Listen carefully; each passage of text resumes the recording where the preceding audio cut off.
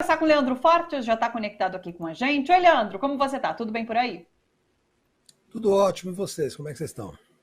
Tudo bem também. Leandro, boa notícia, a prisão de Roberto Jefferson. A gente pode dizer que terminamos a semana com essa boa notícia, uma ofensiva agora do STF contra esse disseminador de fake news, que estava frequentemente atacando as instituições. Como que você vê essa prisão nesse momento?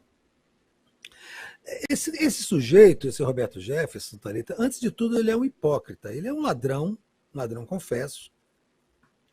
Já havia sido condenado a 7 anos naquele processo mensalão. Confessou, admitiu que roubou dinheiro do fundo partidário, do PTB. Partido. Esse cara é o presidente do PTB. Como é que um partido se submete à presidência de um desclassificado como esse Roberto Jefferson? Uma figura lamentável, a escória da escória da escória da escória, Thalita. Ele faz uns vídeos segurando armas e fala de pátria, família, propriedade, enfim, da extrema-direita, e tem um componente religioso, sempre que Deus. E ele acusa o Supremo Tribunal Federal de ser um partido, um partido ligado ao comunismo. Assim, é uma coisa completamente fora de prumo de um sujeito que finge ter um transtorno mental, mas que só é um cafajeste mesmo. Sempre foi um pilantra. Você é jovem, não sabe, mas ele começou, quando eu era menino, adolescente, ele começou a fazer sucesso na antiga TVS, que foi a primeira concessão dada ao Silvio Santos pela ditadura, num programa chamado Povo na TV, e eles faziam uma espécie de advogado do povo. Ele pesava 300 quilos, fazia uma cara de mal e falava barbaridades.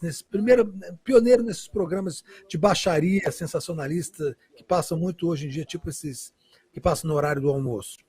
Então, essa figura sempre foi uma figura da pior qualidade, da pior qualidade.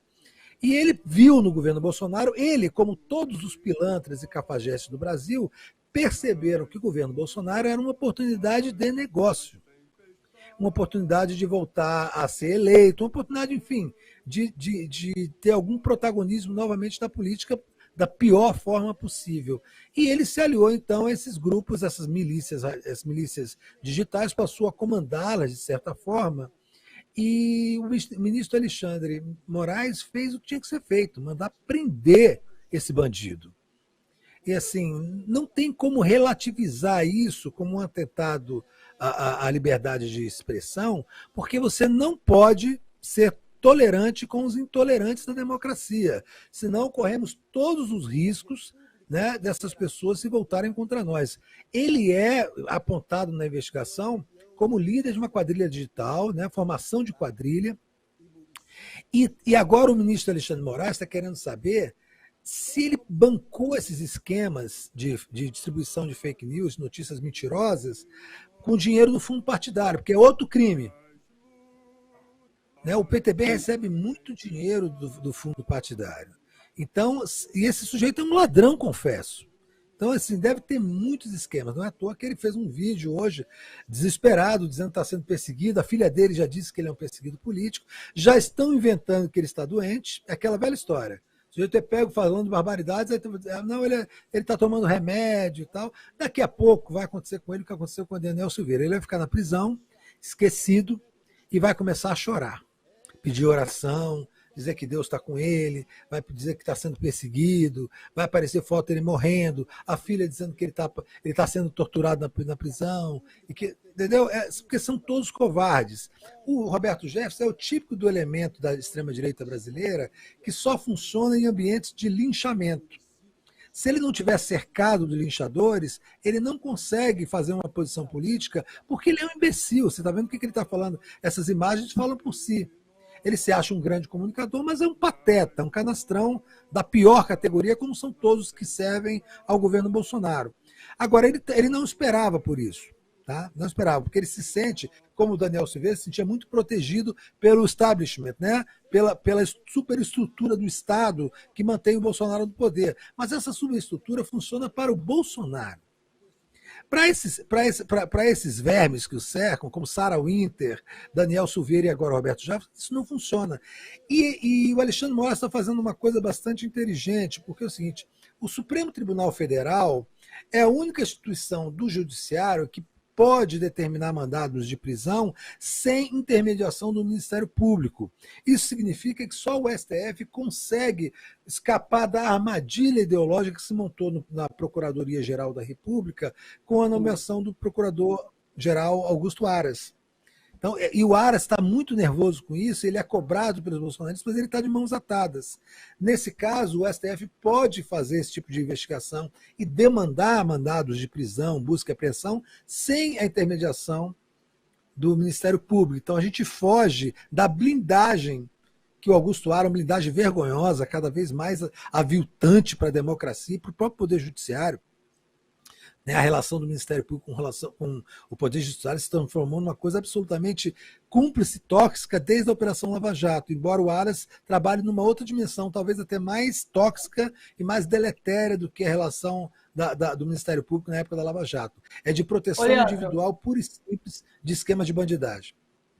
Porque pegou mal para a PGR, né? Porque agora a gente fica sabendo, inclusive, que o STF consultou a PGR sobre essa prisão de Roberto Jefferson. A PGR não disse nada e depois veio à tona que se manifestou contrariamente à prisão de Roberto Jefferson. Então pegou bem mal, né? Principalmente para Augusto Aras. E eu tinha lido já essa semana uma notícia de que a cúpula da PGR estava insatisfeita com essa falta de posicionamento do próprio Augusto Aras, né? Então, assim, fica cada vez mais feia essa história. A PGR não se movimentando, Bolsonaro já alvo de 4 inquéritos agora no STF. Foi aberto mais esse inquérito porque ele divulgou dados da Polícia Federal, que é muito grave, né? Sem precedentes. Ele divulgou o link, Thalita. Ele divulgou o link para acesso de um inquérito sigiloso. Então, gravíssimo, e a PGR não faz nada. Tá ficando muito feia essa situação. Vai continuar assim, inclusive. Vai, porque, assim, por incrível que pareça, não há nada que impeça o Aras de se comportar dessa forma, como não houve no passado nada que impedisse o Geraldo Brindeiro de se comportar como engavetador geral do governo Fernando Henrique Cardoso. A Constituição de 88, que é o legislador da Constituinte, ele teve muito boa fé ao transformar o Ministério Público, a dar um poder ao Ministério Público, que seria muito importante no processo de redemocratização do país, que era de dar autonomia absoluta para o Ministério Público fiscalizar os agentes da lei, polícia, judiciário, enfim. Era uma demanda da democracia. Só que isso se reverteu contra o país. Por quê?